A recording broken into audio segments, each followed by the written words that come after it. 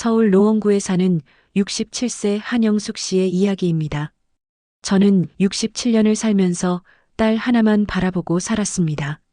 남편은 서윤이가 5살 때 교통사고로 세상을 떠났고 그날 이후 제 인생은 오직 딸을 위한 것이었습니다. 새벽 4시면 어김없이 눈을 떴고 식당 주방에 나가 하루 종일 일했습니다. 저녁 10시가 되어서야 집에 돌아왔죠. 허리가 아파도 참았습니다. 디스크라는 진단을 받았지만 병원 갈 시간도 쉴 여유도 없었습니다. 칼에 손가락이 베이는 건 일상이었고 뜨거운 기름이 튀어 팔뚝에 화상을 입어도 그냥 찬물에 식히고 다시 일했습니다. 서윤이만 잘 되면 돼. 그것만 있으면 돼. 그렇게 20년을 일했습니다. 딸은 잘 자랐습니다. 대학도 졸업했고 사업도 시작했다고 했습니다. 비록 자주 보지는 못했지만 전화 목소리만 들어도 좋았습니다. 그런데 3개월 전 서윤이가 오랜만에 집에 찾아왔습니다.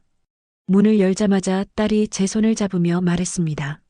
엄마, 사업 자금이 좀 필요해. 이번에 정말 대박 날 것 같거든. 투자자들도 관심 보이고 퇴직금 3천만 원. 제가 평생 일해서 모은 돈 전부였습니다. 하지만 저는 주저하지 않았습니다. 오히려 기뻤습니다. 그래, 가져가라. 우리 서윤이 잘 되는 게 엄마 소원이야. 딸이 환하게 웃으며 제 손을 꽉 잡았습니다. 그 손이 참 따뜻했습니다.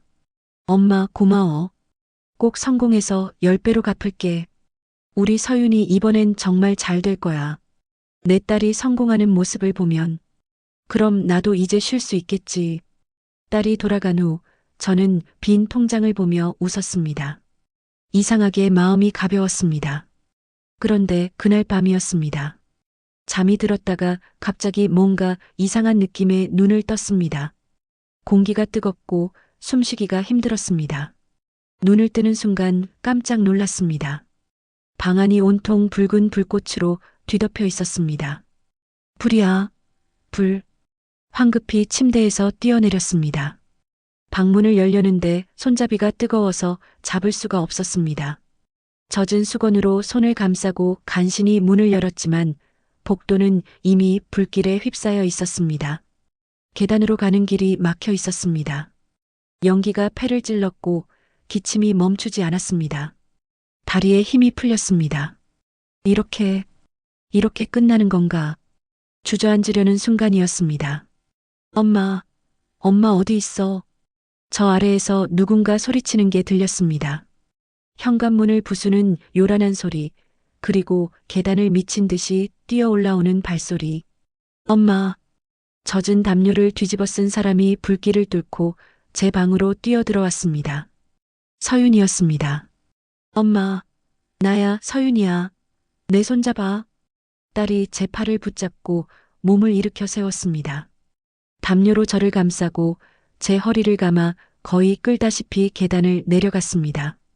불길이 사방에서 덮쳐왔고 연기가 숨통을 조였지만 딸은 멈추지 않았습니다. 엄마, 조금만 참아. 현관문을 나서자마자 차가운 밤 공기가 얼굴을 때렸습니다. 저는 그대로 딸의 품에서 쓰러졌습니다. 눈을 떴을 때 천장이 하얗게 빛나고 있었습니다. 병원이었습니다. 고개를 돌리자 서윤이가 제 침대 옆 의자에 앉아 있었습니다. 눈가가 빨갛게 부어 있었고 손등에는 붉은 화상 자국이 여러 개 보였습니다. 서윤아. 제 목소리에 딸이 화들짝 놀라며 고개를 들었습니다. 엄마, 깨어났어? 정말 놀랐어. 딸이 제 손을 꽉 잡으며 눈물을 흘렸습니다. 내가 구해줬구나. 다행히 내가 있어서. 목소리가 떨렸습니다. 목에 걸린 유리구슬 목걸이를 무의식적으로 만지작거렸습니다. 서윤이가 초등학교 2학년 때 어버이날 선물로 만들어준 것. 구슬은 이제 빛이 바래고 금이 가 있었지만 저는 50년간 단 한 번도 이걸 목에서 떼지 않았습니다. 엄마, 당연하지. 나 엄마 딸이잖아. 딸이 웃었습니다.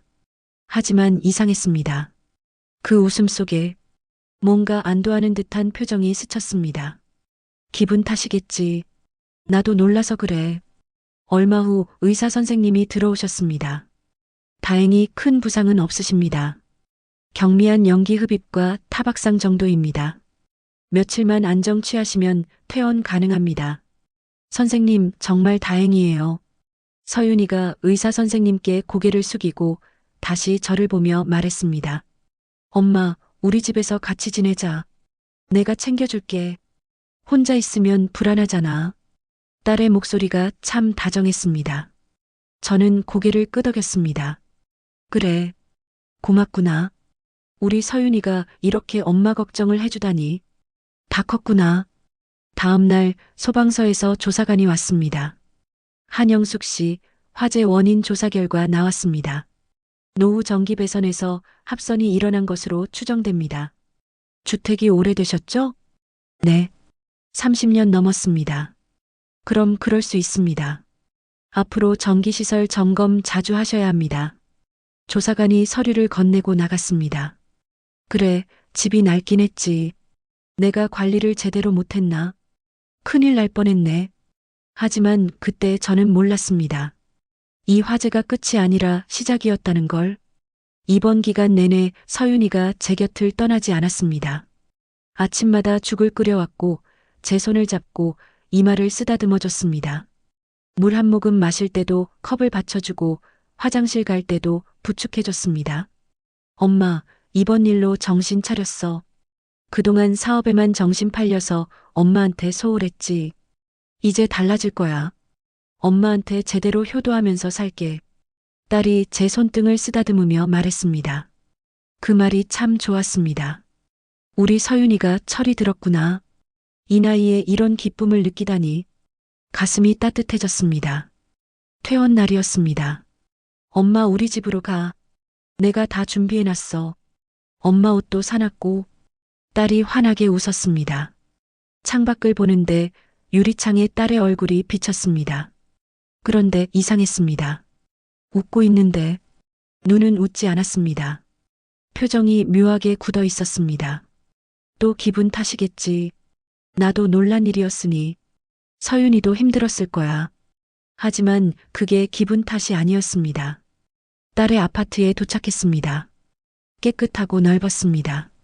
딸이 제 방이라며 안방을 내줬습니다. 엄마, 여기서 푹 쉬어.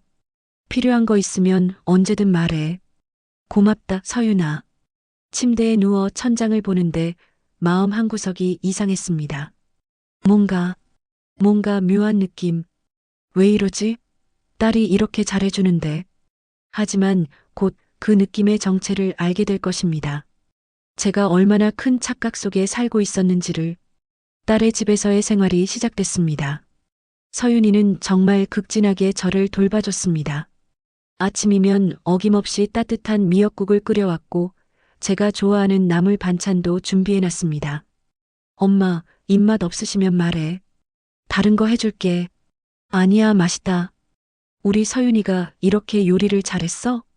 엄마가 해주신 거 보고 배웠지. 딸이 웃으며 제 앞에 수저를 놓았습니다. 식사 후에는 함께 거실에 앉아 TV를 봤습니다. 서윤이가 제 어깨를 주물러 주기도 하고 손톱을 깎아주기도 했습니다. 이런 게 행복이구나. 딸과 이렇게 함께 있는 게. 평생 일만 하다가 이렇게 딸과 조용히 시간을 보내니 꿈만 같았습니다. 일주일쯤 지났을 때였습니다. 저녁을 먹고 난 후 서윤이가 조심스럽게 말을 꺼냈습니다. 엄마, 있잖아. 그동안 생각을 좀 해봤는데. 응? 무슨 생각? 딸이 제 손을 잡으며 진지한 표정을 지었습니다. 엄마 나이도 있으시고 이번에 불났을 때 정말 무섭더라고. 만약 내가 조금만 늦게 도착했으면. 생각만 해도 끔찍해. 그래도 다행히 내가 있었잖니. 그래서 말인데 엄마 보험 좀 들어야 할 것 같아. 보험? 저는 평생 보험이라는 걸 별로 들어본 적이 없었습니다. 일하느라 바빠서 그런 거 챙길 여유가 없었죠. 보험? 그게 필요해? 당연하지. 엄마 만약에 무슨 일 생기면 병원비도 많이 들고 나도 걱정되고 요즘은 시니어 보험이 잘 나와 있대. 딸이 스마트폰으로 뭔가를 검색해서 보여줬습니다. 화면에 보험 상품들이 쭉 나열돼 있었습니다. 이것 봐, 엄마. 암보험, 상해보험, 화재보험. 이런 거 들어놓으면 든든하잖아. 그래도 보험료가 비싸지 않을까? 괜찮아. 내가 낼게. 엄마한테 받은 게 얼마인데. 이제 내가 엄마 챙겨야지. 딸의 눈빛이 참 진지했습니다. 우리 딸이 나를 이렇게까지 생각해주다니. 가슴이 뭉클했습니다. 그래, 내가 그렇게까지 말하면. 엄마, 내일 보험 설계사 불러서 상담받자. 좋은 상품으로 골라줄게. 딸이 제 손을 꽉 쥐었습니다. 그 손이 참 따뜻했습니다. 다음 날 보험 설계사가 집으로 왔습니다. 40대 중반쯤 돼 보이는 여자분이었는데 깔끔한 정장 차림에 밝은 미소를 지었습니다. 안녕하세요, 한영숙 고객님. 따님께서 연락 주셨어요. 네, 안녕하세요. 설계사분이 두꺼운 파일을 펼쳐놓고 설명하기 시작했습니다. 고객님 연세가 67세시니까 이 상품이 제일 적합할 것 같아요. 암 진단비 3천만 원, 상해 사망 1억, 질병 사망 5천만 원. 숫자들이 마구 쏟아졌습니다. 솔직히 무슨 말인지 잘 이해가 안 됐습니다. 서윤이가 옆에서 거들었습니다. 엄마, 이거 좋은 거야. 만약에 큰 병 걸리거나 다치면 병원비 걱정 없는 거지.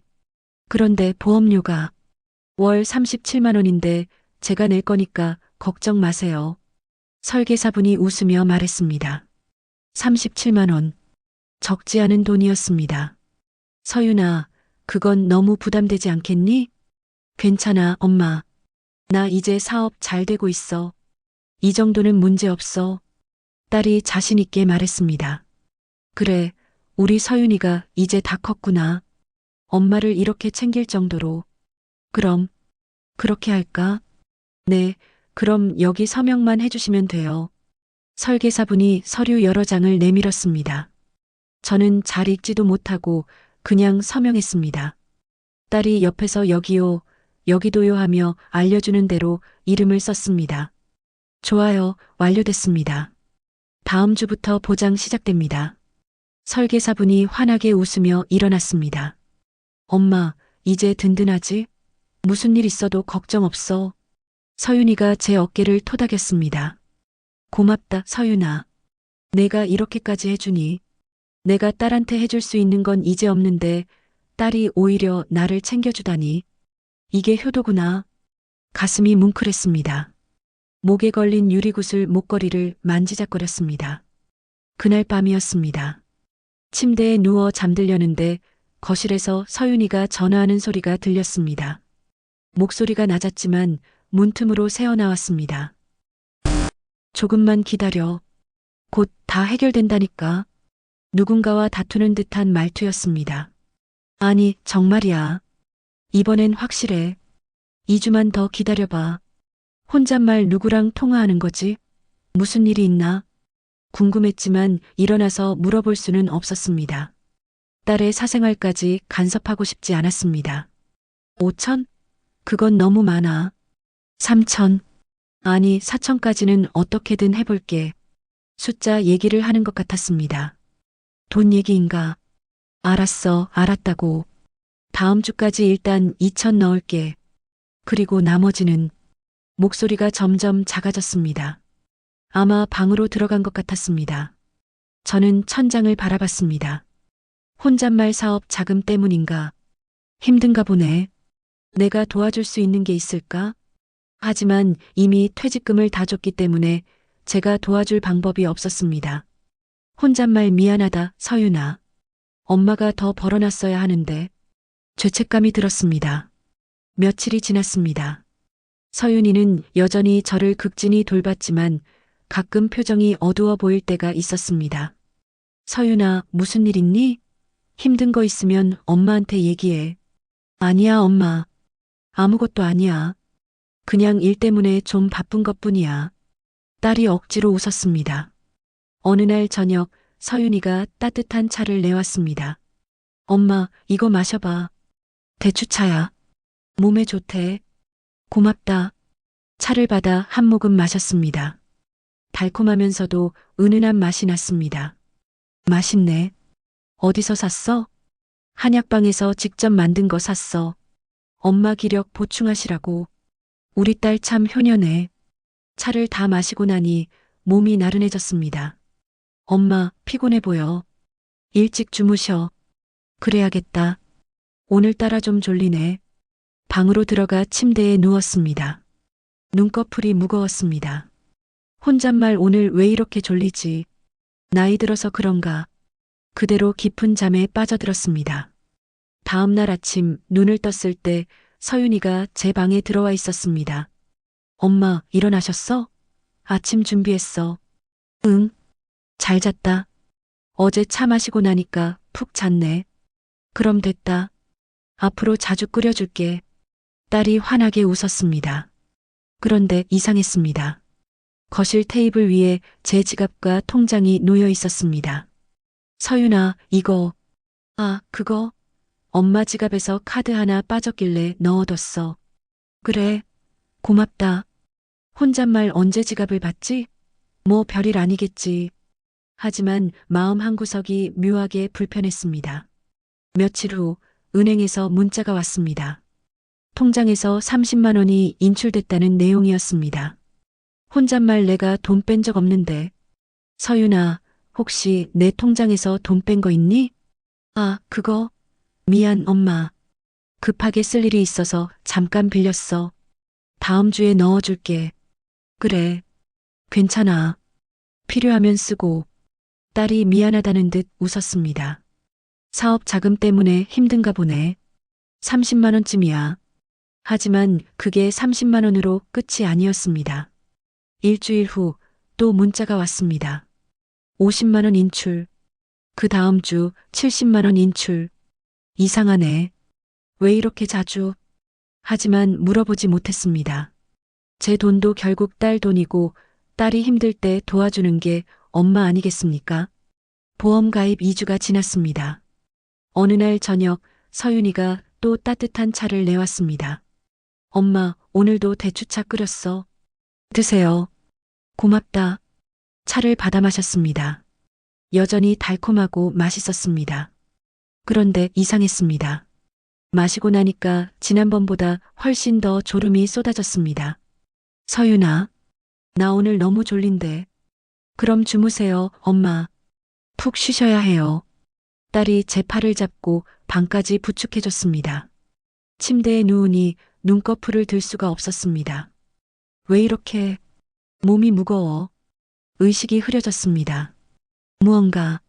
무언가 이상했습니다. 하지만 생각할 수 없었습니다. 그대로 깊은, 너무나 깊은 잠속으로 빠져들었습니다. 그리고 저는 몰랐습니다. 이 잠이 제 인생을 완전히 바꿔놓을 잠이라는 것을. 마이너스 마이너스 마이너스 마이너스 마이너스 마이너스 마이너스 마이너스 마이너스. 눈을 떴습니다. 아니, 뜨려고 했습니다. 하지만 아무것도 보이지 않았습니다. 완전한 어둠. 처음엔 밤인 줄 알았습니다. 방 안이 너무 깜깜해서 커튼을 쳐놔서 그런가 싶었습니다. 눈을 비비려고 손을 올렸습니다. 그런데 이상했습니다. 눈꺼풀은 떠져 있는데 아무것도 안 보였습니다. 서윤아. 목소리를 내려는데 입이 잘 떨어지지 않았습니다. 혀가 굳은 것처럼 둔했습니다. 침대에서 일어나려고 했습니다. 하지만 몸이 말을 듣지 않았습니다. 팔다리가 천근만근 무거웠습니다. 뭐지? 왜 이러지? 심장이 빠르게 뛰기 시작했습니다. 서윤아, 서윤아. 간신히 목소리를 냈습니다. 하지만 제 귀에도 작게 들릴 정도로 힘이 없었습니다. 안 돼. 이게 무슨 일이야? 공포가 밀려왔습니다. 필사적으로 침대에서 몸을 일으켰습니다. 비틀거리며 바닥에 발을 디뎠는데 방향 감각이 없었습니다. 어디가 어딘지, 문이 어디 있는지 알 수가 없었습니다. 서윤아, 어디 있니? 손을 더듬거리며 앞으로 나아갔습니다. 무언가에 부딪혔습니다. 화장대인 것 같았습니다. 손으로 더듬어 벽을 찾았습니다. 도와줘. 누구 없어. 벽을 따라 더듬으며 문을 찾으려 했는데 발이 꼬이며 그대로 바닥에 쓰러졌습니다. 쿵! 으악! 엉덩이를 세게 부딪혔습니다. 통증이 퍼졌지만 그게 문제가 아니었습니다. 왜 아무것도 안 보이는 거야? 손으로 바닥을 짚고 기어가려는데 발소리가 들렸습니다. 엄마, 무슨 일이야? 문이 열리는 소리, 서윤이가 뛰어들어오는 발소리. 엄마, 왜 바닥에? 어떻게 된 거야? 딸이 제 팔을 붙잡았습니다. 서윤아, 나 아무것도 안 보여. 뭐? 무슨 소리야?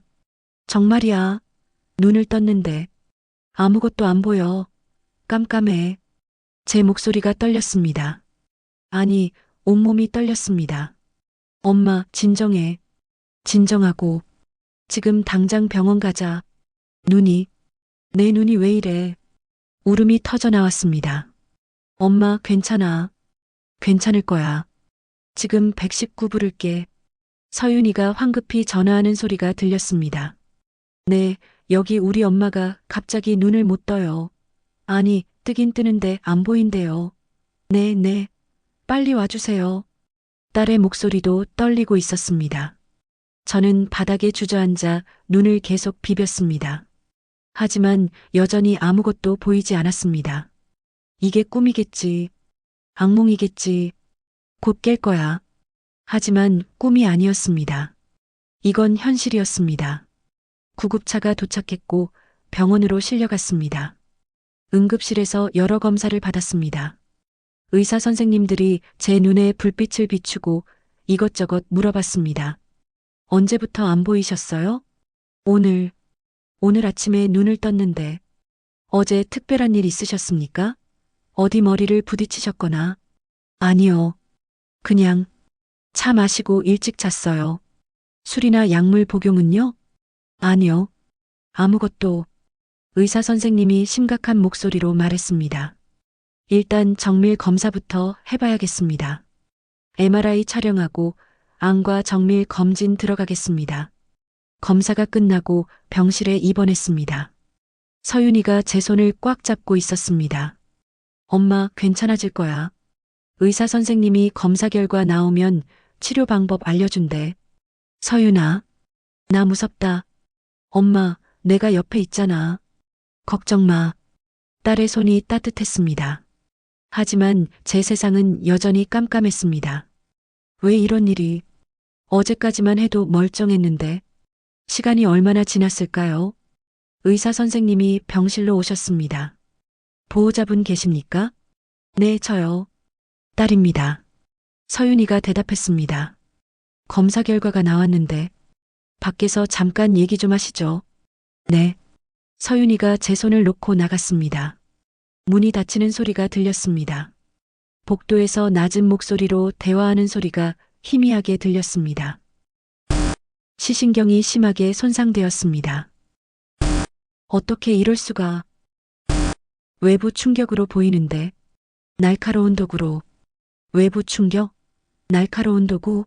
무슨 소리지? 회복 가능성은? 현재로선 시력 회복은 어려울 것 같습니다. 시력 회복이 어렵다고? 그럼 나 이제. 온몸이 얼어붙었습니다.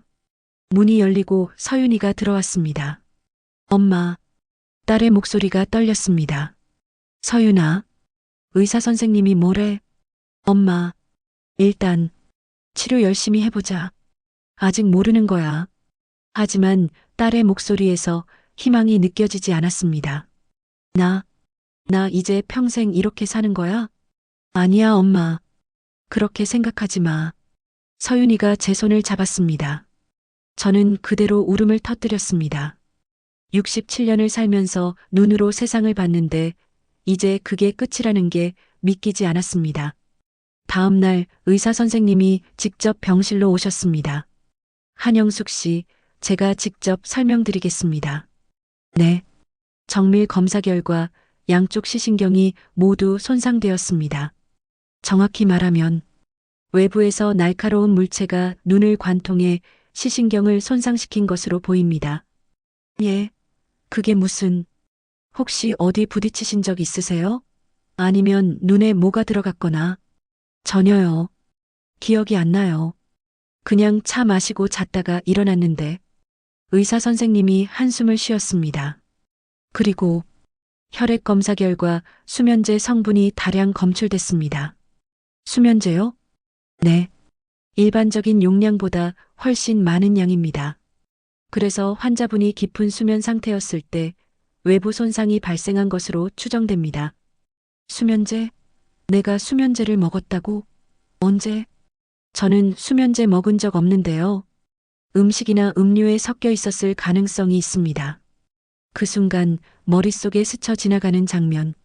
서윤이가 건넨 따뜻한 차. 엄마 대추차야. 몸에 좋대. 그날 유난히 깊게 잠들었던 것. 설마 그 차에. 아니, 아닐 거야. 그럴 리 없어. 의사 선생님, 그럼 이게 사고가 아니라는 말씀이세요? 의사 선생님이 조심스럽게 말했습니다. 현재로선 판단하기 어렵습니다. 하지만 이 정도 손상이 우연히 일어나기는 힘듭니다. 경찰에 신고하는 게 좋을 것 같습니다. 경찰이요? 네. 일단 정확한 경위 파악이 필요합니다. 의사 선생님이 나가고 병실이 조용해졌습니다. 경찰, 신고. 이게 대체 무슨 일이지? 머리가 복잡했습니다. 그때 서윤이가 들어왔습니다. 엄마, 물 좀 드실래요? 서윤아. 왜 엄마? 의사 선생님이 경찰에 신고하래. 잠시 침묵이 흘렀습니다. 그래. 왜? 시신경이 외부 충격으로 손상됐대. 그리고 내 피에서 수면제가 나왔대. 수면제? 서윤이의 목소리가 약간 높아졌습니다. 엄마, 수면제 먹은 적 있어? 없는데. 나도 모르겠어. 그런데 의사 선생님이 음식에 섞여 있었을 수도 있다고. 말도 안 돼. 누가 엄마한테 그런 짓을 해? 우리 집에 나랑 엄마밖에 없었잖아. 그래. 이상하지. 정말 이상해. 대체 무슨 일이 일어난 거지? 엄마, 혹시 집에 누가 들어온 건 아니야? 도둑이나? 아니, 그런 기척은 없었어. 그럼 병원 검사가 잘못된 거야. 다시 검사해봐야 해. 서윤이가 단호하게 말했습니다. 하지만 이상했습니다. 딸의 목소리가 뭔가 떨리고 있었습니다. 왜 서윤이 목소리가 떨려? 불안한 건가? 엄마, 일단 쉬어. 내가 다 알아볼게. 걱정 마. 그래. 서윤이가 제 이마를 쓰다듬었습니다. 하지만 그 손길이 예전처럼 따뜻하게 느껴지지 않았습니다. 그날 밤 잠이 오지 않았습니다. 병실은 조용했고 가끔 복도에서 간호사들이 지나가는 발소리만 들렸습니다. 어둠 속에서 생각했습니다. 대체 무슨 일이 일어난 걸까? 수면제, 시신경 손상, 날카로운 도구, 그리고 서윤이가 건넨 차. 아니야, 아니야. 내 딸이 그럴 리 없어. 하지만 머릿속에서 의심이 조금씩 자라나기 시작했습니다. 보험, 고액보험, 통장에서 계속 인출되던 돈, 밤마다 누군가와 다투듯 통화하던 서윤이. 이번엔 확실해. 돈만 들어오면. 설마 그게. 아니야. 내 딸이 그럴 리 없어. 내가 온 힘을 다해 키운 내 딸이. 하지만 왜 이렇게 마음이 불안할까요? 왜 이렇게 의심이 들까요? 제발 아니길. 어둠 속에서 목에 걸린 유리구슬 목걸이를 만졌습니다. 차갑고 딱딱한 구슬. 서윤이가 만들어준 이 목걸이처럼 우리의 관계도 이제 차갑고 딱딱하게 변하는 걸까요? 입원 3일째 되던 날이었습니다. 병실 문이 노크됐습니다. 한영숙 씨 계십니까? 낯선 남자 목소리였습니다. 네, 누구세요? 안녕하세요. 대한생명보험조사팀 김동현 과장입니다. 보험사에서 왜? 들어오세요. 문이 열리고 발소리가 들렸습니다. 두 사람인 것 같았습니다. 한영숙 고객님, 실례가 많습니다. 이쪽은 같은 부서 박민정 대리입니다. 안녕하세요. 여자 목소리도 들렸습니다. 저희가 오늘 방문한 이유는 고객님께서 최근 가입하신 보험금과 관련해서 몇 가지 확인할 사항이 있어서입니다. 조사관의 목소리가 정중하지만 딱딱했습니다. 네. 고객님, 3개월 전에 화재 사고로 보험금 청구하셨죠? 네. 집에 불이 나서, 그리고 2주 전에 고액보험에 가입하셨고, 지금 시력 손실로 또 보험금 청구 예정이시고요. 네. 그런데 그게 문제가 되나요? 문제라기보다는 기간이 너무 짧고 금액이 상당해서 정밀 조사가 필요합니다. 정밀 조사라니, 저희가 화재 사고 기록을 다시 확인해 봤는데 소방서 1차 조사에서는 노후 배선 문제로 결론 났지만 재감정 결과 인위적 방화 흔적이 발견됐습니다. 예, 방화요? 심장이 쿵 내려앉았습니다. 네. 인화성 물질이 집 곳곳에 뿌려져 있었고 발화지점도 여러 곳이었습니다. 자연 발화로 보기엔 부자연스럽습니다. 그럴 리가. 누가 제 집에. 그래서 여쭤보는 겁니다. 혹시 원한 관계에 있는 사람이 있으신가요? 아니요. 전혀. 머리가 복잡했습니다. 방화라니. 누가 제 집에 불을 질렀다는 말인가요? 그리고 이번 시력 손실 건도 병원 기록을 확인했는데 의도적 상해 가능성이 높다고 나왔습니다. 의도적? 상해. 제 입에서 힘없이 말이 나왔습니다. 네. 수면제를 과다 투여한 상태에서 날카로운 도구로 시신경을 손상시킨 것으로 보입니다. 이건 사고가 아닙니다. 조사관의 말 한마디 한마디가 제 가슴을 찔렀습니다. 의도적? 누군가 일부러 나한테. 고객님, 당시 함께 계셨던 분이 따님이시죠? 네. 서윤이가. 따님 외에 다른 사람은요? 아니요. 우리 둘뿐이었어요. 침묵이 흘렀습니다. 무거운 침묵. 고객님, 죄송하지만 따님과의 관계는 어떠신가요? 좋죠. 서윤이가 저를 잘 챙겨줬는데. 하지만 제 목소리가 떨렸습니다. 혹시 따님이 금전적으로 어려움을 겪고 계신 건 아닌가요? 그건 잘 모르겠어요. 저희가 확인한 바로는 따님께서 상당한 도박 빚이 있으십니다. 사채업자들에게 5천만 원 이상 빌리신 것으로. 도박? 제 입에서 나온 말이 믿기지 않았습니다. 네. 온라인 도박 사이트에서 3년간 꾸준히 돈을 잃으셨고 최근엔 사채업자들한테 협박을 받고 계신 것으로 보입니다. 서윤이가 도박을. 고객님께서 3개월 전에 퇴직금 3천만 원을 따님께 주신 것도 확인됐습니다. 네. 사업 자금이라고 해서. 사업은 없었습니다. 그 돈도 전부 도박으로 날렸고요. 가슴이 무너져 내렸습니다. 아니야. 아니야. 고객님, 저희는 이 사건이 보험 사기일 가능성이 높다고 판단하고 있습니다. 그래서 경찰에 수사 의뢰를 할 예정입니다. 경찰이요? 네. 방화와 상해 사건이니까요. 고객님도 피해자시지만 동시에 조사 대상이 되실 수 있습니다. 제가요? 혹시 따님과 공모했을 가능성도 배제할 수 없으니까요. 천만에요. 저는 아무것도 몰랐어요. 그럼 증명하셔야 합니다. 경찰 조사에 적극 협조해 주시길 바랍니다. 조사관들이 일어섰습니다. 그럼 이만 가보겠습니다. 곧 경찰이 연락할 겁니다. 발소리가 멀어지고 문이 닫혔습니다. 병실이 다시 조용해졌습니다. 하지만 제 머릿속은 소용돌이쳤습니다. 방화, 도박, 사채, 보험 사기, 그리고 서윤이, 혼잣말 내 딸이 정말. 그날 오후 간병인이 왔습니다. 안녕하세요, 한영숙 고객님. 저는 오늘부터 간병을 맡게 된 오연주라고 합니다. 따뜻한 목소리였습니다.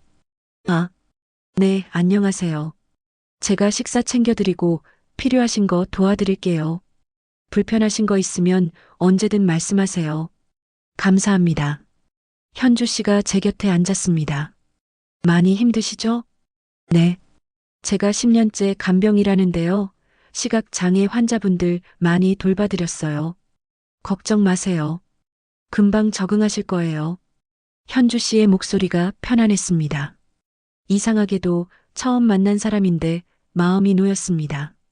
현주 씨, 네, 말씀하세요. 제가 지금 너무 혼란스러워요. 무슨 일이세요? 주저했습니다. 하지만 말하고 싶었습니다. 누군가에게 이 답답한 마음을 털어놓고 싶었습니다. 제 딸이 혹시 그때 문이 열렸습니다. 엄마 나왔어. 서윤이었습니다. 아, 간병인 오셨네요. 안녕하세요. 네, 안녕하세요. 오현주입니다. 전 딸 한서윤이에요.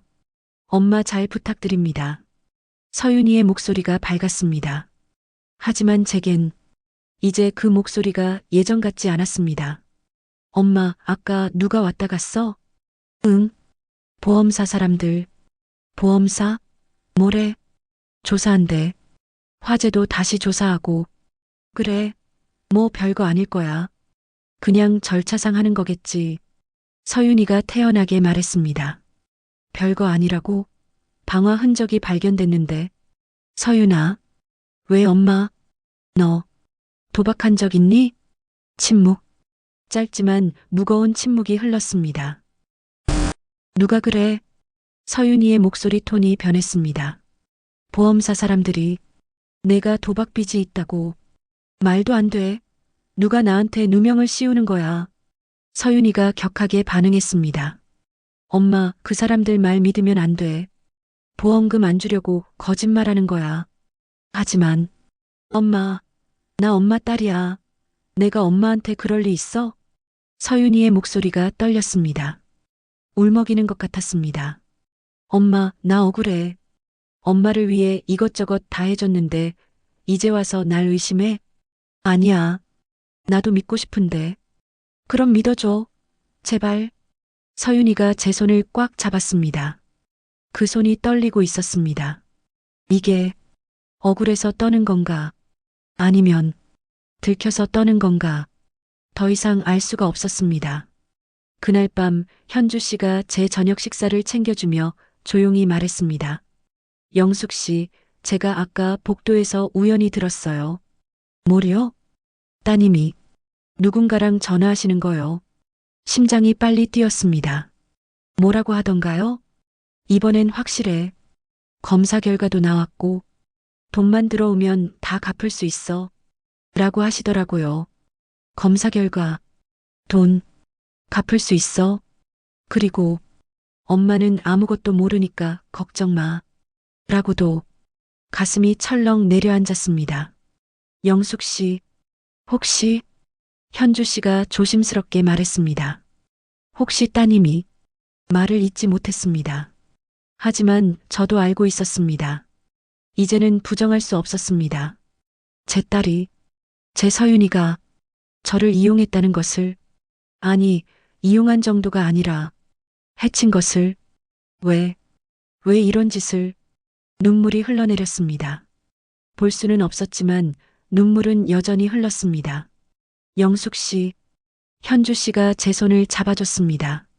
이상하게도 딸이 아닌 이 낯선 사람의 손에서 진짜 따뜻함이 느껴졌습니다. 저도 아들을 잃었어요. 10년 전에. 예, 마약 때문이었어요. 제가 미처 몰랐죠. 아들이 그렇게 깊이 빠져 있는지. 구하려고 했지만 너무 늦었어요. 현주 씨의 목소리가 떨렸습니다. 그래서 제가 이 일을 시작했어요. 제가 구하지 못한 제 아들 대신 다른 누군가는 구하고 싶어서. 현주 씨, 영숙 씨, 지금이라도 늦지 않았어요. 경찰한테 다 얘기하세요. 하지만 내 딸인데. 그렇기 때문에 더 얘기해야 해요. 이대로 두면 따님은 더 큰 범죄를 저지를 거예요. 진짜 사랑은 때로는 멈춰 세우는 거예요. 현주 씨의 말이 가슴에 박혔습니다. 멈춰 세우는 게 사랑. 하지만 결정할 수 없었습니다.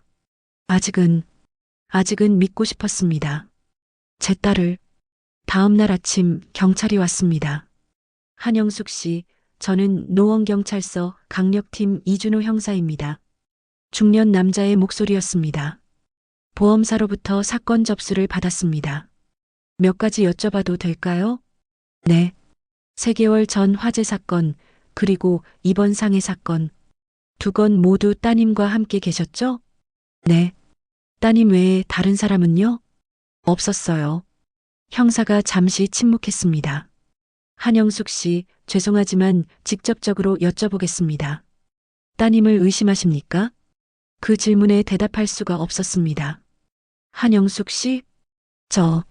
저는 목이 메었습니다. 믿고 싶어요. 제 딸을. 하지만 증거는 따님을 가리키고 있습니다. 증거요? 네. 화재 현장에서 발견된 인화물질, 따님 계좌로 구매한 수면제, 그리고 따님의 도박빚과 보험금 수령 계획이 담긴 휴대폰 메시지까지. 따님이 사채업자들한테 곧 큰돈이 들어온다. 엄마 보험금으로 다 해결된다고 말한 기록도 있습니다. 모든 게 무너져 내렸습니다. 그리고 한 가지 더. 따님이 눈을 찌른 범행 도구로 사용한 것으로 추정되는 긴 바늘도 따님 집에서 발견됐습니다. 혈흔 감식 결과 고객님의 혈액형과 일치합니다. 바늘, 내 피. 한영숙 씨, 이건 명백한 범죄입니다. 방화, 상해, 보험 사기. 그리고 형사가 무겁게 말했습니다. 지금 저희가 추가로 조사하고 있는 게 있습니다. 따님이 한영숙님을 살해하려 했을 가능성도 보고 있습니다. 예. 보험금이 생각보다 적게 나온다는 걸 알고 완전히 제거하려 했던 것 같습니다. 사채업자와의 통화 내용에 이번엔 확실하게 끝내야 한다는 말도 있었고요. 온몸이 얼어붙었습니다. 제 딸이 저를 죽이려고. 한영숙 씨, 협조해 주셔야 합니다. 따님을 막아야 해요. 이대로 두면 정말 위험합니다. 형사의 목소리가 절박했습니다. 하지만 저는 대답할 수 없었습니다. 그저 눈물만 흘렀습니다. 어둠 속에서 끝없이 눈물만 흘렀습니다. 경찰이 나간 후 병실은 너무 조용했습니다. 아니, 조용한 게 아니었습니다. 제 귓가에서 온갖 소리들이 맴돌았습니다. 엄마 보험금으로 다 해결된다. 이번엔 확실하게 끝내야 한다. 엄마는 아무것도 모르니까 걱정 마. 내 딸이 정말 그런 말을 했다고? 손으로 얼굴을 감쌌습니다. 눈물이 손가락 사이로 흘러내렸습니다. 제 전부였던 딸, 그 딸이 저를 죽이려고 했다니. 차라리 눈이 안 보여서 다행이야. 서윤이 얼굴을 봤으면 어땠을까? 문이 열렸습니다. 발소리로 알 수 있었습니다. 서윤이었습니다. 엄마, 아까 경찰 왔었어? 응. 뭐래? 무슨 얘기했어? 목소리가 조심스러웠습니다. 너에 대해서 물어봤어. 뭘? 서윤아. 제 목소리가 떨렸습니다. 경찰이 너한테서 증거를 찾았대. 수면제 구매 기록, 사채업자들과의 메시지, 그리고 바늘. 침묵이 흘렀습니다. 긴, 무거운 침묵. 엄마, 그거 다 오해야. 서윤이가 말했습니다. 하지만 목소리에 힘이 없었습니다. 오해라고? 응. 누가 나한테 누명 씌우는 거야. 엄마, 나 정말 아니야. 그럼 수면제는? 그건 내가 잠이 안 와서 산 거야. 사채는? 그건 친구 도와주려고. 바늘은? 그건 서윤이가 말을 잇지 못했습니다. 서윤아, 제가 천천히 말했습니다. 이제 그만 거짓말해. 엄마, 나도 알아. 다 알아. 서윤이가 흐느끼기 시작했습니다. 엄마, 미안해. 나 정말. 울음소리였습니다. 하지만 이상했습니다. 예전에는 서윤이가 울면 가슴이 찢어졌는데 이제는 아무 감정도 느껴지지 않았습니다. 얼마나 힘들었으면 그랬겠니? 제가 담담하게 말했습니다. 도박 빚이 얼마나 됐길래 엄마한테 그런 짓까지 했니? 엄마, 나 죽을 것 같았어. 그래서 나를 죽이려고 한 거야? 아니야. 그건 아니었어. 서윤이가 소리쳤습니다. 처음엔 정말 아니었어. 그냥 보험금 좀 받으려고. 큰 부상만 입히려고 했어. 근데 돈이 생각보다 적게 나온다고 하니까 나도 모르게 그게 변명이 되니 사채업자들이 날 죽이려고 했어. 엄마. 매일 협박 전화 오고 집 앞에서 기다리고 나 너무 무서웠어. 그래서 내 엄마를 죽이려고 한 거야? 제 목소리가 차가웠습니다. 엄마, 평생 너만 바라보고 산 엄마를 보험금 때문에 미안해. 엄마, 정말 미안해. 서윤이가 제 손을 잡으려 했습니다. 저는 손을 뿌리쳤습니다. 손대지 마. 엄마, 이제 나한테 그 더러운 손대지 마. 제 입에서 나온 말에 저도 놀랐습니다. 더럽다니. 제 딸한테 더럽다는 말을 하다니. 하지만 사실이었습니다. 이제 서윤이의 손길이 역겨웠습니다. 엄마, 제발 한 번만 봐줘. 봐주라고? 응. 경찰한테 아무 말 안 하면 돼. 내가 다 해결할게. 돈도 갚고 다시 시작할게. 또 거짓말이지? 아니야. 이번엔 진짜야. 서윤이가 울부짖었습니다. 하지만 저는 더 이상 믿을 수 없었습니다. 나가줘. 엄마, 나가라고 했어. 내 얼굴. 아니, 내 목소리도 이제 듣기 싫어. 엄마, 나 엄마 딸이잖아. 딸. 제가 비웃었습니다. 딸이 엄마 집에 불 지르고 눈을 찔러 하루아침에 실명하게 만들고 그것도 모자라 죽이려고 해? 그게 딸이 할 짓이야? 엄마, 넌 이제 내 딸이 아니야. 그 말을 하는 순간 가슴 한편이 무너져 내렸습니다. 하지만 해야 했습니다. 이제는 끊어야 했습니다. 엄마, 제발, 나 어떡해. 경찰한테 자수해.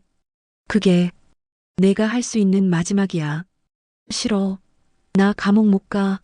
서윤이가 소리쳤습니다. 그럼 도망가든지. 난 상관없어. 엄마가 경찰한테 말 안 해주면 날 안 잡아갈 수 있어. 증거가 부족하대. 엄마 증언이 제일 중요하대. 그래서 나한테 매달리는구나. 엄마, 제발. 날 살려줘.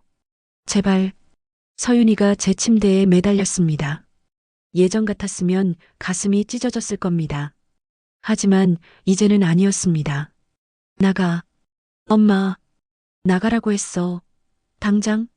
제가 소리쳤습니다. 서윤이가 흐느끼며 물러났습니다. 알았어. 엄마가 그렇게 나온다면 나도 어쩔 수 없지. 목소리가 변했습니다. 울음기가 사라지고 차가운 목소리가 됐습니다. 어차피 엄마가 날 버린 거나 마찬가지잖아. 그동안 내가 얼마나 힘들었는지 알아? 지금 뭐라는 거야? 나도 살고 싶었어, 엄마. 그게 뭐가 잘못이야? 내가 살려고 나를 죽이려 한 게 문제지. 엄마는 어차피 늙었잖아. 몇 년 못 사는데 나를 위해서 희생 좀 해도 되는 거 아니야? 그 말에 온몸이 얼어붙었습니다. 이게 내 딸의 본 모습? 좋아. 엄마가 날 죽이고 싶다면 나도 가만히 있지 않을 거야. 뭐? 경찰이 뭐래? 증거가 있대? 그래봤자 엄마 증언 없으면 기소도 못해. 그리고 설사 재판 가도 엄마가 법정에서 딸이 아니다라고 하면 난 살 수 있어. 서윤이가 비웃었습니다. 엄마, 그럴 수 있어? 법정에서 딸을 버릴 수 있어? 못하지? 딸인데. 아무리 미워도 못하지. 서윤이가 문을 열었습니다. 잘 생각해, 엄마. 나 잡아놓고 싶으면 증언해. 근데 그러면 엄마도 평생 죄책감에 시달릴 거야. 문이 닫혔습니다. 병실이 다시 조용해졌습니다. 하지만 제 머릿속은 혼란스러웠습니다. 정말 법정에서 증언할 수 있을까? 다음 날 형사가 다시 찾아왔습니다. 한영숙 씨, 결정하셨습니까? 네. 증언해 주시겠습니까? 한참을 망설였습니다. 이걸 하면 정말 끝이야. 서윤이와. 하지만 현주 씨의 말이 떠올랐습니다. 진짜 사랑은 때로는 멈춰 세우는 거예요. 네, 하겠습니다. 고맙습니다. 용기 내주셔서. 형사님, 네, 서윤이를 꼭 잡아주세요. 그래야 그 애가 정신 차릴 것 같아요. 알겠습니다. 형사가 나갔습니다. 저는 목에 걸린 유리구슬 목걸이를 만졌습니다. 서윤아, 미안해. 엄마가 늦게라도 너를 바로 잡아줄게. 그날 오후였습니다. 갑자기 병실 문이 벌컥 열렸습니다. 엄마, 서윤이었습니다. 숨을 헐떡이고 있었습니다. 경찰이 영장 갖고 온대. 엄마가 증언했지? 대답해. 엄마가 날 팔았지? 팔았다기보다 바로잡으려는 거야. 바로잡아? 서윤이가 비웃었습니다. 좋아. 그럼 어쩔 수 없지. 서윤아, 자수해. 그게, 닥쳐. 이제 와서 무슨 엄마 행세야? 서윤이가 제 팔을 붙잡았습니다. 뭐 하는 거야? 엄마, 나랑 같이 가자. 어디를? 멀리. 경찰 못 찾는 곳. 미쳤어? 제가 뿌리치려 했지만 서윤이가 힘으로 눌렀습니다. 엄마가 같이 가면 돼. 그럼 경찰도 함부로 못해. 인질이 있으니까. 인질. 날 인질로. 서윤아, 정신 차려. 정신? 내가 왜 정신을 차려? 엄마가 날 이 지경으로 만들었잖아. 내가? 그래. 엄마가 날 제대로 키웠으면 이렇게 안 됐어. 아빠도 없이 키우면서 돈도 제대로 못 벌면서 나보고 잘 살라고? 그게 말이 돼? 서윤이가 울부짖었습니다. 다 엄마 잘못이야. 엄마가 무능해서 내가 이렇게 된 거라고. 가슴이 찢어졌습니다. 내 잘못이라고. 그래, 내 잘못이야. 내가 더 잘해줬어야 했어. 눈물이 흘렀습니다. 하지만 그게 내가 날 죽이려 한 이유는 안 돼. 시끄러워. 그만 좀 떠들고 일어나. 서윤이가 저를 억지로 일으켜 세웠습니다. 도와주세요. 누구 없어요. 제가 소리쳤습니다. 닥쳐. 소리 지르면 죽어. 서윤이가 제 입을 막았습니다. 그때 문이 열렸습니다. 뭐 하는 짓이야? 현주 씨였습니다. 비켜요. 상관하지 마. 영숙 씨나.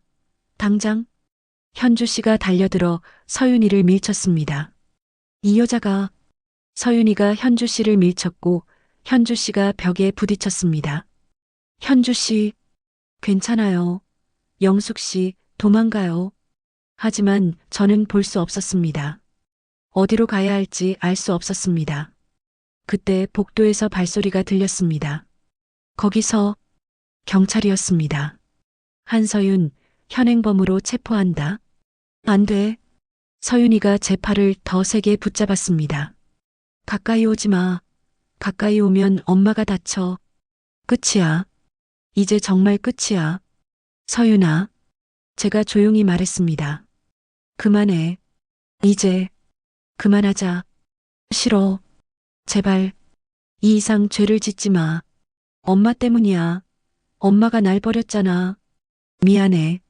정말 미안해. 눈물이 멈추지 않았습니다. 하지만 이제는 멈춰야 해. 싫다고. 서윤이가 울부짖었습니다. 경찰들이 조금씩 다가왔습니다. 한서윤, 더 이상 저항하지 마. 어머니를 놔드려. 엄마만 날 살려주면, 경찰한테 아니라고만 해주면. 서윤아, 제가 천천히 말했습니다. 넌 이제 내 죗값을 치러야 해. 그게 엄마가 너한테 해줄 수 있는 마지막이야. 엄마. 서윤이의 손에서 힘이 빠졌습니다. 경찰들이 달려들어 서윤이를 제압했습니다. 엄마. 서윤이가 울부짖었습니다. 하지만 저는 돌아보지 않았습니다. 아니, 볼 수 없었습니다. 어둠 속에서 저는 그저 서 있을 뿐이었습니다. 서윤이가 체포된 후 며칠이 지났습니다. 병원은 조용했지만 제 마음은 조용하지 않았습니다. 밤마다 악몽을 꿨습니다. 서윤이가 어렸을 때의 모습, 초등학교 입학식 날 제 손을 꽉 잡고 엄마 무섭지 않아? 엄마랑 같이니까 하던 그 모습? 중학교 때 처음으로 용돈을 모아 제 생일 선물을 사왔던 날. 엄마, 이거 받아. 내가 산 거야 하며 환하게 웃던 얼굴. 그리고 그 유리구슬 목걸이를 만들어주던 날. 엄마, 이거 절대 떼지 마. 내가 항상 엄마 곁에 있는 거야. 그때는 정말 착한 아이였는데 언제부터 잘못된 걸까? 현주 씨가 옆에서 말했습니다. 영숙 씨, 너무 자책하지 마세요. 하지만 제가 더 잘 키웠으면. 아니에요. 영숙 씨는 최선을 다하셨어요. 사람은 결국 자기 선택으로 사는 거예요. 현주 씨 아들도 그랬나요? 네. 저도 처음엔 제 탓만 했어요. 내가 더 신경 썼으면, 더 잘 봤으면. 하지만 아니었어요. 결국 그 애가 선택한 거였죠. 현주 씨의 손이 제 손을 잡았습니다. 영숙 씨, 이제 놓아주세요. 그게 서로를 위한 거예요. 네. 하지만 쉽지 않았습니다. 남편이 먼저 가고 내 모든 걸 바쳐 키운 딸을 놓는다는 게 어떻게 쉬울 수 있겠습니까? 일주일 후 형사가 찾아왔습니다. 한영숙 씨 소식 전해드립니다. 무슨 소식인데요? 한서윤이 보석으로 풀려났습니다. 예. 심장이 철렁 내려앉았습니다. 보석이요? 어떻게요? 변호사를 선임했더군요. 그리고 도망 우려가 없다. 증거 인멸 가능성이 낮다고 주장해서 법원에서 보석을 허가했습니다. 하지만 증거가 그렇게 많은데 보석이 무죄를 의미하는 건 아닙니다. 재판은 계속 진행됩니다. 다만 구속 상태가 아니라는 것뿐이죠. 서윤이가 밖에 나왔다고 혹시 저한테 올까요? 가능성은 있습니다. 그래서 경고하러 왔습니다. 조심하세요. 절대 혼자 만나지 마시고 의심스러운 연락이 오면 바로 신고하세요. 네. 형사가 나가고 불안감이 밀려왔습니다. 서윤이가 나한테 오면 어떡하지? 그날 밤 전화가 왔습니다. 간호사가 전화기를 건네줬습니다. 영숙 씨 따님한테 전화 왔어요. 손이 떨렸습니다. 네. 전화를 받았습니다. 엄마, 서윤이의 목소리였습니다. 서윤아, 나 나왔어. 보석으로. 그렇구나. 엄마 만나자. 안 돼. 왜? 내가 무서워? 그런 게 아니라. 엄마, 나 진짜 반성했어. 구치소에서 많이 생각했어. 내가 정말 잘못했어. 목소리가 떨렸습니다. 우는 것 같았습니다. 또 연기인가? 엄마, 한 번만 만나줘. 제대로 사과하고 싶어. 서윤아, 제발. 엄마, 마지막으로. 마지막이라는 말에 가슴이 흔들렸습니다. 정말 마지막일까? 퇴원하면 연락할게. 정말? 엄마 고마워. 서윤이가 기뻐하는 소리가 들렸습니다. 전화를 끊고 후회가 밀려왔습니다. 내가 왜 그런 말을. 형사님이 조심하라고 했는데. 며칠 후 퇴원 날이 왔습니다. 현주 씨가 짐을 챙겨주며 물었습니다. 영숙 씨, 퇴원하시면 어디로 가실 거예요? 일단 복지관에서 소개해준 임시 거처가 있어요. 혼자 계시기 불편하실 텐데 제가 며칠 같이 있어 드릴까요? 괜찮아요. 이제 익숙해져야죠. 그래도 그때 병실 문이 열렸습니다. 엄마, 서윤이었습니다. 서윤 씨, 현주 씨가 제 앞을 가로막았습니다. 비켜요. 우리 엄마 모시러 왔어요. 무슨 소리예요? 영숙 씨는 임시 거처로. 엄마는 나랑 가야 해요. 내가 모실 거예요. 안 돼요. 영숙 씨 가시면 안 돼요. 현주 씨가 제 손을 꽉 잡았습니다. 엄마, 서윤이의 목소리가 차분했습니다. 나랑 같이 가자. 우리 얘기 좀 해야 할 것 같아. 서윤아, 엄마 재판 전에 마지막으로 얘기하고 싶어. 그 후엔 어떻게 되든 상관없어. 제대로 된 작별을 하고 싶어. 작별. 그 말에 마음이 흔들렸습니다. 영숙 씨, 안 돼요. 현주 씨가 소리쳤습니다. 하지만 저도 마지막은 하고 싶었습니다. 제대로 된 작별을.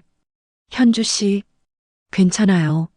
영숙 씨, 서윤이랑 마지막으로 얘기하고 올게요. 안 돼요. 위험해요. 괜찮아요. 내 딸이에요. 아무리 그래도 날 정말 해치진 않을 거예요. 그렇겠지. 아무래도 제 엄마인데. 설마. 영숙 씨, 제발. 현주 씨, 고마웠어요. 정말 고마웠어요. 저는 서윤이 쪽으로 걸어갔습니다. 서윤이가 제 팔을 잡았습니다. 잘 생각했어, 엄마. 가자. 영숙 씨, 영숙 씨. 현주 씨의 목소리가 멀어졌습니다. 차에 탔습니다. 엔진 소리가 들렸고 차가 움직이기 시작했습니다. 어디로 가는 거야? 조용한 곳. 우리 얘기할 수 있는 곳. 서윤이의 목소리가 평온했습니다. 너무 평온해서 오히려 불안했습니다. 괜찮겠지. 그냥 얘기만 하고 올 거야. 한참을 달렸습니다. 도시의 소음이 점점 사라지고 차가 조용해졌습니다. 서윤아, 여긴 어디야? 강변. 예전에 엄마랑 자주 산책하던 곳 있잖아. 아, 어렸을 때 서윤이 손을 잡고 자주 걷던 그 강변. 차가 멈췄습니다. 내려, 엄마. 서윤이가 제 팔을 잡고 차에서 내렸습니다. 바람이 불었습니다. 차가운 바람. 그리고 강물 소리가 들렸습니다. 강물 소리가 왜 이렇게 크지? 서윤아, 여기 어디야? 물소리가 강가야. 엄마 기억 안 나? 여기서 우리 돌 던지기 하고 놀았잖아. 그래. 그랬지. 서윤이가 제 손을 잡고 걷기 시작했습니다. 강물 소리가 점점 가까워졌습니다. 너무 가까워졌습니다. 왜 이렇게 가까이? 서윤아, 그만 가자. 여기서 얘기해도 조금만 더 좋은 자리 있어.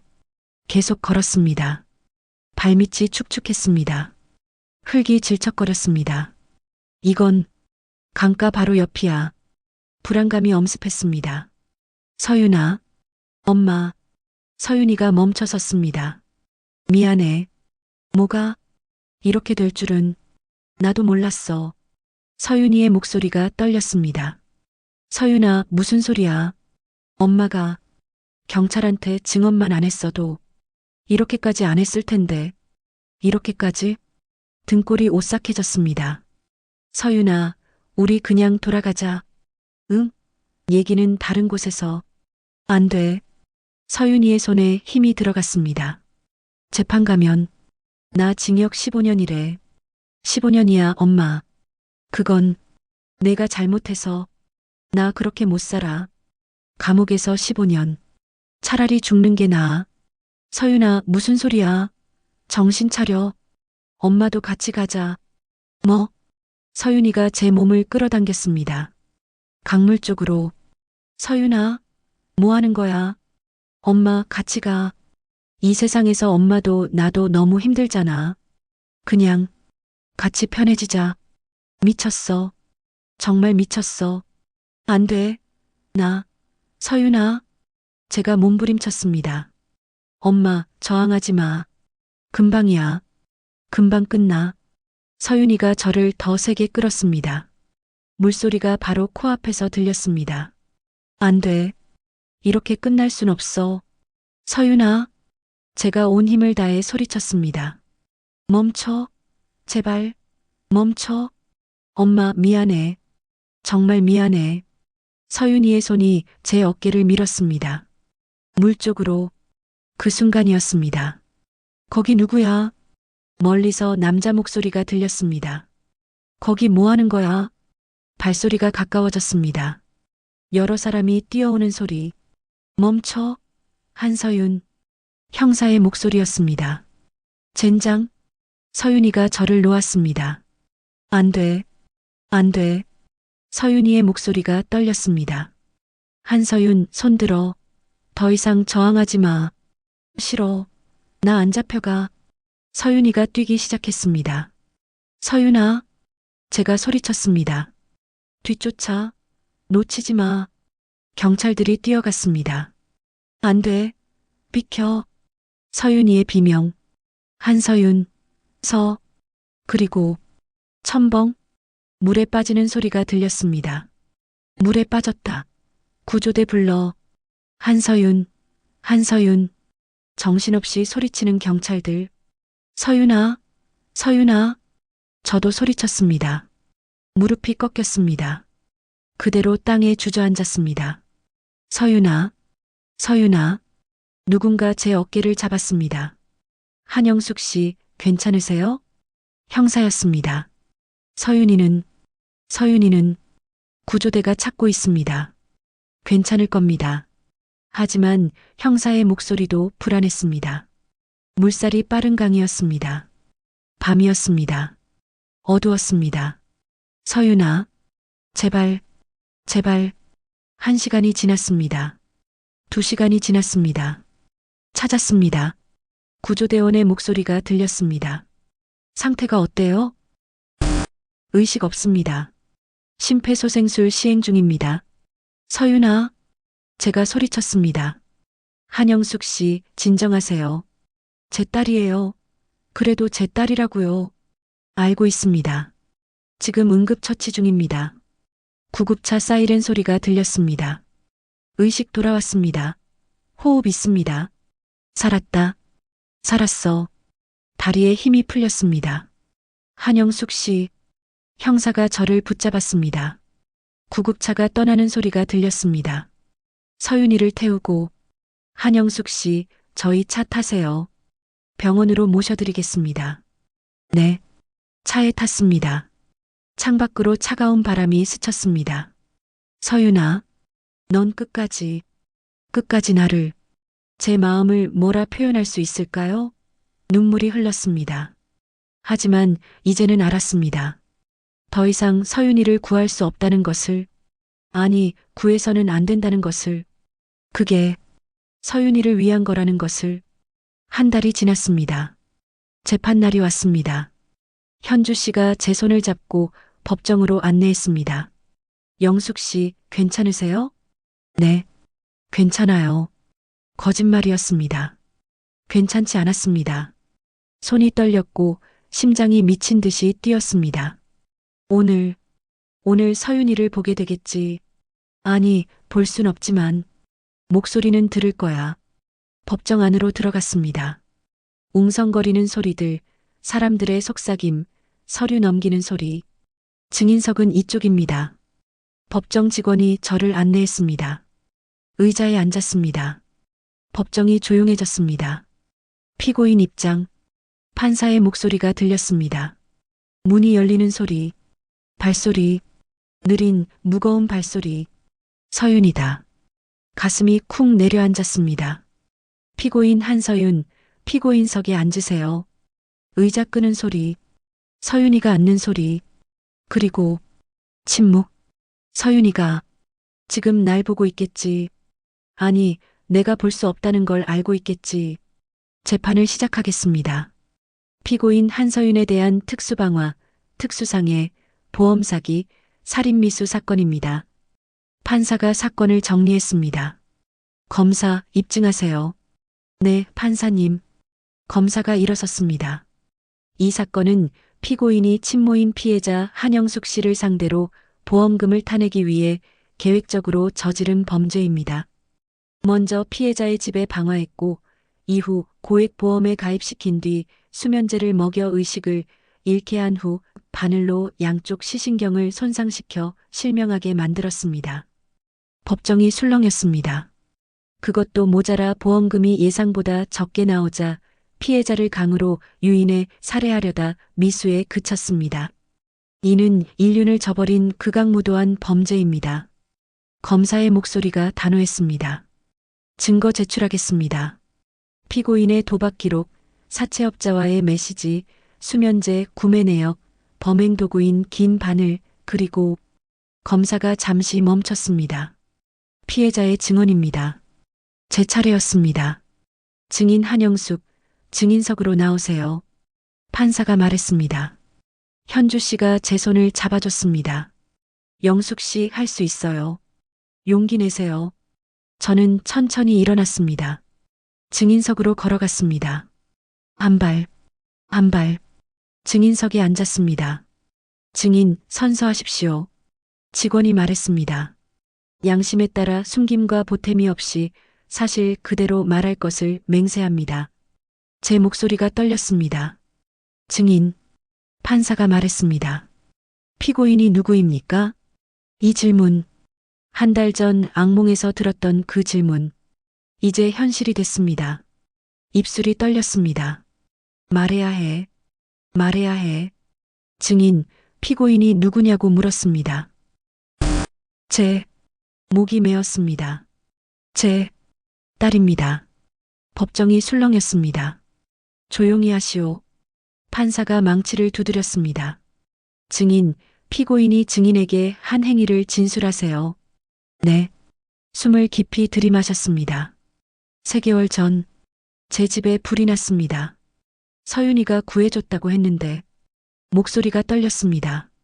나중에 안 사실은, 서윤이가 제 딸이 불을 질렀다는 것입니다. 계속하세요. 그 후 서윤이 집에서 지냈습니다. 서윤이가 보험을 들자고 했고 저는 아무 의심 없이 서명했습니다. 피고인석에서 소리가 들렸습니다. 흐느끼는 소리. 서윤이가 울고 있어. 가슴이 찢어졌습니다. 하지만 계속해야 했습니다. 보험 가입 후 서윤이가 차를 줬습니다. 대추차라고 마시고 나니 잠이 들었습니다. 그리고 다음 날 눈물이 흘렀습니다. 눈을 떴는데 아무것도 보이지 않았습니다. 의사의 진단은 어땠습니까? 수면제를 과다 투여당한 상태에서 날카로운 도구로 시신경이 손상됐다고. 누가 그런 짓을 했습니까? 서윤이, 제 딸이. 법정이 또 술렁였습니다. 피고인석에서 서윤이가 일어섰습니다. 엄마, 나 아니야. 진짜 아니라고. 피고인 앉으시오. 판사가 호통쳤습니다. 엄마, 날 믿어줘. 제발. 피고인. 판사가 다시 망치를 두드렸습니다. 서윤이가 앉았습니다. 울음소리가 계속 들렸습니다. 그만. 제발 그만 울어. 내 마음이 찢어져. 증인 계속하시오.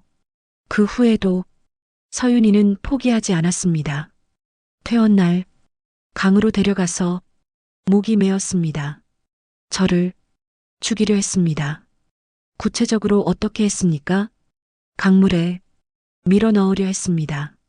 엄마도 같이 가자. 같이 편해지자고. 그러면서 더 이상 말을 이을 수 없었습니다. 증인, 괜찮습니까? 죄송합니다. 잠시 눈물을 닦았습니다. 증인의 말에 따르면 피고인이 증인을 살해하려 했다는 것입니까? 네, 그렇습니다. 피고인석에서 서윤이가 또 일어섰습니다. 엄마, 그게 아니야. 나 그냥 같이 죽으려고 했던 거야. 엄마를 죽이려고 한 게 아니라. 피고인, 마지막 경고입니다. 앉으세요. 엄마 제발, 날 좀 봐줘. 피고인을 제지하시오. 법정 경비가 서윤이를 억눌렀습니다. 안 돼. 엄마. 서윤이가 울부짖었습니다. 그 소리가 제 가슴을 찢었습니다. 서윤아, 미안해. 정말 미안해. 증인, 추가 질문하겠습니다. 검사가 말했습니다. 증인은 피고인의 친모이십니다. 그럼에도 불구하고 오늘 이 자리에서 증언하신 이유는 무엇입니까? 그 질문에 한참을 생각했습니다. 왜 내가 여기 있을까? 왜? 증인? 서윤이를 사랑하기 때문입니다. 예. 검사도 판사도 방청객들도 모두 놀란 것 같았습니다. 사랑한다고요? 네. 눈물이 멈추지 않았습니다. 제 한 몸 바쳐 키운 딸입니다. 미워할 수도, 증오할 수도 있습니다. 하지만 목소리가 떨렸습니다. 그보다 더 큰 건 사랑입니다. 서윤이가 더 이상 잘못된 길로 가지 않기를 여기서 멈추기를. 그래서 언젠가는 진짜 사람이 되기를. 더 이상 말을 잇지 못했습니다. 법정이 조용해졌습니다. 피고인석에서 서윤이가 흐느끼는 소리만 들렸습니다. 엄마, 엄마, 그것이 전부입니까? 판사가 물었습니다. 네. 증인, 증언 감사합니다. 자리로 돌아가시오. 저는 천천히 일어났습니다. 그때였습니다. 엄마, 서윤이가 소리쳤습니다. 엄마, 미안해. 정말, 정말 미안해. 발걸음을 멈췄습니다. 나 정말 잘못했어. 내가 미쳤었어. 서윤이의 목소리가 찢어졌습니다. 엄마, 용서해줘. 제발, 용서해줘. 서윤아, 돌아보고 싶었습니다. 볼 수는 없었지만 서윤이 쪽으로 고개라도 돌리고 싶었습니다. 하지만 하지 않았습니다. 그냥 계속 걸었습니다. 자리로 돌아갔습니다. 미안해, 서윤아. 하지만 이게 엄마가 너한테 해줄 수 있는 마지막이야. 변호인 측 변론이 시작됐습니다. 판사님, 피고인은 극심한 도박 중독 상태였습니다. 정상적인 판단력이 흐려진 상태에서 저지른 범죄입니다. 변호사가 말했습니다. 또한 피고인은 깊이 반성하고 있습니다. 어머니께 용서를 구하고 싶어 합니다. 변호인, 판사가 말했습니다. 중독이 범죄의 이유가 될 수는 없소. 그리고 반성은 범죄를 저지르기 전에 했어야 하는 것이오. 하지만 피고인에게 최후 진술 기회를 주겠소. 서윤이가 일어섰습니다. 한참 동안 말이 없었습니다. 그러다 떨리는 목소리로 말했습니다. 엄마, 나 변명 안 할게. 다 내 잘못이야. 흐느끼는 소리. 내가 도박에 빠져서 돈이 필요해서 엄마를 이용했어. 아니, 이용한 게 아니라 해쳤어. 엄마 평생 날 위해 산 거 알아. 아빠 없이 혼자 날 키우느라 얼마나 힘들었는지 알아. 서윤이의 목소리가 떨렸습니다. 그런 엄마를 내가 불 지르고 눈 멀게 하고 죽이려고까지 했어. 울음이 터졌습니다. 나 짐승만도 못해. 사람도 아니야. 법정이 조용했습니다. 엄마, 용서 안 해줘도 돼. 아니, 용서받을 자격도 없어. 나 벌 받을게. 마땅히 받아야 할 벌. 다 받을게. 서윤이가 제 쪽으로 고개를 돌린 것 같았습니다.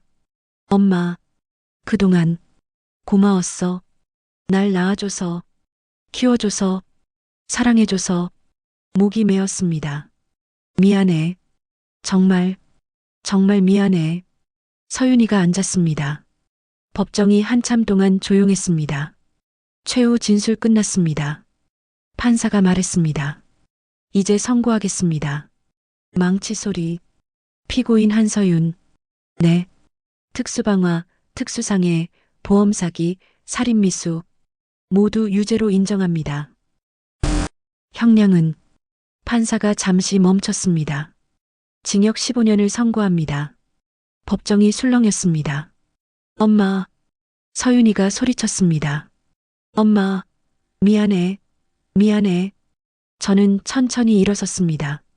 목에 걸린 유리구슬 목걸이를 풀었습니다. 서윤이가 고사리 같은 손으로 제게 준 그날부터 단 한 번도 떼지 않았던 이 목걸이를 영숙 씨, 현주 씨가 제 팔을 잡았습니다. 괜찮아요. 저는 피고인석 쪽으로 걸어갔습니다. 증인, 어디 가십니까? 누군가 물었습니다. 하지만 멈추지 않았습니다. 서윤이 앞까지 갔습니다. 엄마, 서윤이의 목소리가 들렸습니다. 저는 목걸이를 서윤이 쪽으로 내밀었습니다.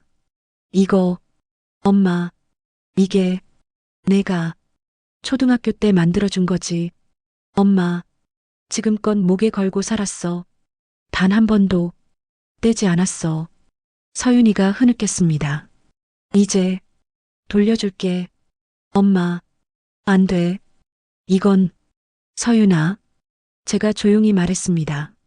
이제 우리 인연은 여기까지다.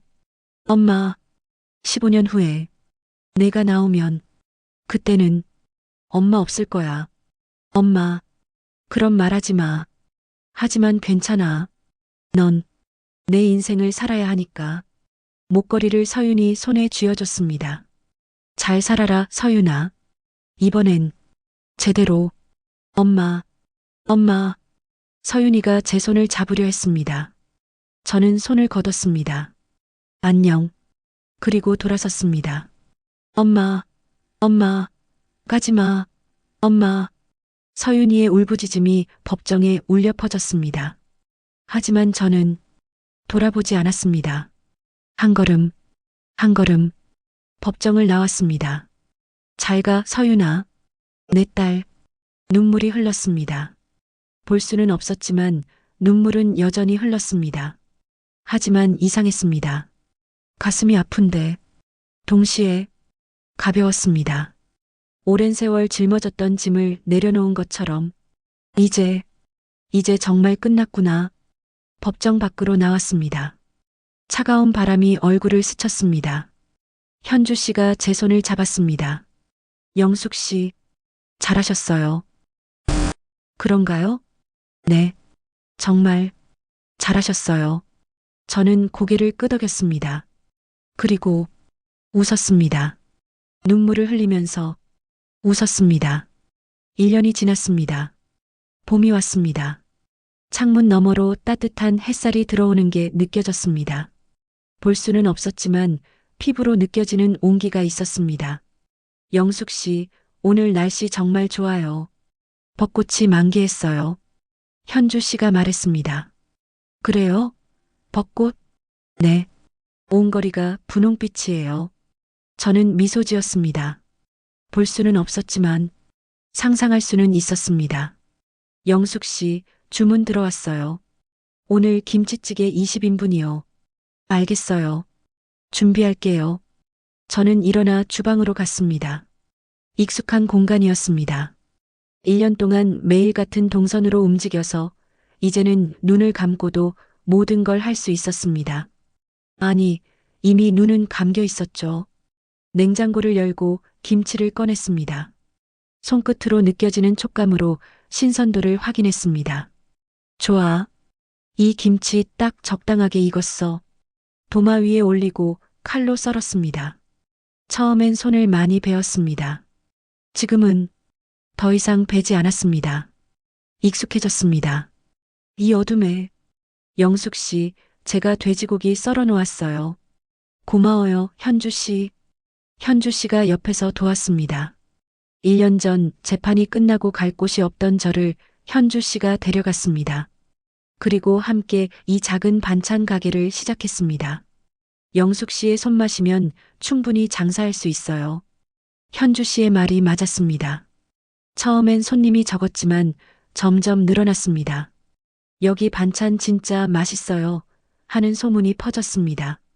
지금은 단골 손님들이 많았습니다. 눈은 잃었지만 손맛은 여전하구나. 김치찌개를 끓이기 시작했습니다. 냄비에 기름을 두르고 김치를 볶았습니다. 지글지글 소리가 들렸습니다. 그 소리만으로도 얼마나 익었는지 알 수 있었습니다. 돼지고기를 넣고 물을 부었습니다. 된장을 풀고 양파와 두부를 넣었습니다. 혼잣말 이 정도면 딱 좋겠지. 영숙 씨, 냄새 정말 좋아요. 그래요? 다행이네요. 보글보글 끓는 소리. 김치찌개 특유의 구수하고 얼큰한 냄새가 코를 자극했습니다. 혼잣말 50년을 주방에서 일했는데 이제야 내 가게를 갔다니 묘한 기분이었습니다. 서윤이 때문에 눈을 잃었지만 동시에 새로운 삶을 얻었습니다. 오후였습니다. 손님들이 반찬을 사러 왔습니다. 사장님, 오늘도 김치찌개 주세요. 네, 잠시만 기다리세요. 포장을 하는 건 현주 씨가 했습니다. 저는 계산대 옆에 앉아 있었습니다. 사장님, 여기 반찬 정말 맛있어요. 우리 애들이 다른 반찬은 안 먹어도 여기 건 잘 먹어요. 고맙습니다. 그런데 실례지만 눈이 네. 안 보여요. 아, 그런데도 이렇게 맛있게 요리하시다니. 정말 대단하세요. 아니에요. 그냥 익숙해진 거죠. 손님이 나갔습니다. 익숙해진 거야. 이 어둠에, 이 삶에. 그때 현주 씨가 말했습니다. 영숙 씨, 우체부 아저씨가 편지 갖고 오셨어요. 편지요? 네. 발신이니 서울구치소래요. 심장이 멎는 듯 했습니다. 서윤이, 읽어드릴까요? 한참을 망설였습니다. 아니요. 괜찮아요. 그럼 접어주세요. 읽지 않을 거예요. 현주 씨가 한숨을 쉬었습니다. 영숙 씨, 그래도 한 번쯤은. 현주 씨, 제가 조용히 말했습니다. 전 이제 서윤이와 끝났어요. 편지를 읽으면 다시 흔들릴 것 같아요. 알겠어요. 현주 씨가 편지를 접는 소리가 들렸습니다. 미안해, 서윤아. 하지만 이제는 나도 내 인생을 살아야 해. 저녁이 됐습니다. 가게 문을 닫고 현주 씨와 함께 저녁을 먹었습니다. 오늘 매출 괜찮았어요. 다음 달엔 자리도 좀 넓힐 수 있을 것 같아요. 그래요? 다행이네요. 영숙 씨 덕분이에요.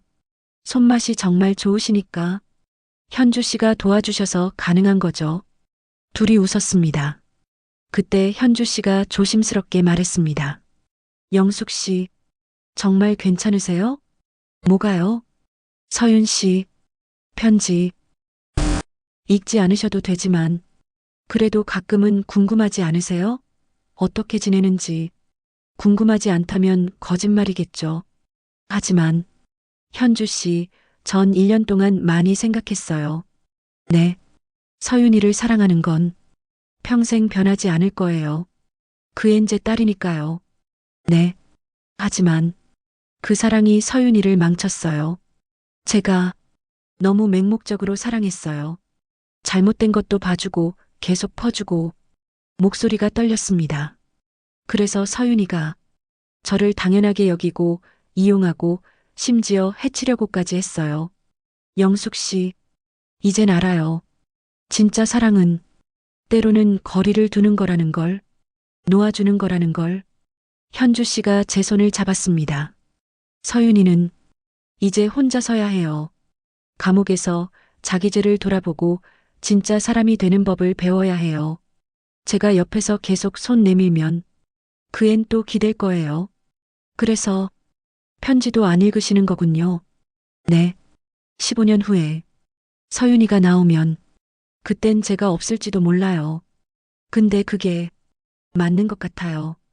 영숙 씨, 서윤이가 나왔을 때 엄마 없이도 혼자 잘 살 수 있어야 해요. 그게 제가 서윤이한테 해줄 수 있는 마지막이에요. 현주 씨가 조용히 고개를 끄덕였습니다. 그날 밤 잠자리에 들었습니다. 침대에 누워 천장을 보았습니다. 아니, 볼 수는 없었지만 그쪽을 바라봤습니다. 서윤아, 잘 지내고 있니? 궁금했습니다. 아프진 않은지, 밥은 잘 먹는지, 밤에 잠은 잘 자는지. 하지만 알면 안 돼. 알면 다시 흔들릴 테니까. 눈을 감았습니다.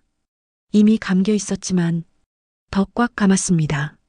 서윤아, 내 인생은 내가 살아야 해. 이젠 엄마 없이. 그리고 중얼거렸습니다. 나도 이제 내 인생을 살 거야. 며칠 후였습니다. 또 편지가 왔습니다. 영숙 씨, 또 서울구치소에서 접어주세요. 네. 일주일 후 또 왔습니다. 영숙 씨, 접어주세요. 현주 씨는 아무 말 없이 편지를 접었습니다. 편지는 계속 왔습니다. 한 달에 한 번씩. 하지만 저는 한 번도 읽지 않았습니다. 미안해, 서윤아. 하지만 이게 우리 둘 다를 위한 거야. 6개월이 더 지났습니다. 가게는 잘 됐습니다. 자리도 넓혔고 단골 손님도 많이 늘었습니다. 어느 날 손님 한 분이 말했습니다. 사장님, 여기 분위기 참 좋아요. 뭔가 따뜻해요. 그래요? 네. 음식도 맛있지만 사장님 에너지가 좋으신 것 같아요. 힘든 일 겪으셨을 것 같은데 그래도 긍정적이신 게 느껴져요. 고맙습니다. 손님이 나간 후 현주 씨가 말했습니다. 영숙 씨, 정말 많이 밝아지셨어요. 그래요? 네. 처음 만났을 땐 어떻게 될까 걱정했는데 지금은 진짜 행복해 보여요. 저는 웃었습니다. 행복, 한가 봐요. 네. 행복하세요. 그래. 나 행복한가 봐. 눈은 보이지 않았습니다. 딸도 없었습니다. 67년을 살면서 모은 것도 이룬 것도 별로 없었습니다. 하지만 이상하게도 행복했습니다. 작은 가게에서 손님들에게 따뜻한 음식을 만들어주고 현주 씨와 소소한 대화를 나누고 저녁엔 조용히 쉬는 이 삶이 충분히 좋았습니다. 67년 만에 처음으로 나를 위해 사는 것 같아 어느 날이었습니다. 편지가 또 왔습니다. 영숙 씨, 이번엔 좀 다른 것 같아요. 다르다고요? 네. 뭔가 두꺼워요. 그냥 편지가 아니라 무언가 같이 들어있는 것 같은데. 현주 씨가 봉투를 열었습니다. 어머, 뭐가 들어있어요? 사진이요. 그리고 편지. 근데 이번 편지는 좀 짧아요. 읽어주세요. 예. 영숙 씨, 괜찮으세요? 네. 이번엔 읽어주세요. 현주 씨가 편지를 펼쳤습니다. 엄마에게 서윤이의 목소리가 들리는 것 같았습니다. 엄마, 나 요즘 공부해요. 검정고시 준비하고 있어요. 여기 교도소에 선생님이 오셔서 가르쳐 주세요. 그리고 상담도 받고 있어요. 도박 중독 치료. 처음엔 안 받으려고 했는데 엄마 생각하면서 시작했어요. 엄마가 편지 안 읽는 거 알아요. 그래도 계속 쓸 거예요. 언젠간 엄마가 읽어줄 거라고 믿으면서 사진은 제가 여기서 찍은 거예요. 많이 변했죠? 살도 좀 쪘고 머리도 길러요. 엄마는 못 보시겠지만 그래도 보내요. 엄마, 나 이제 알았어요.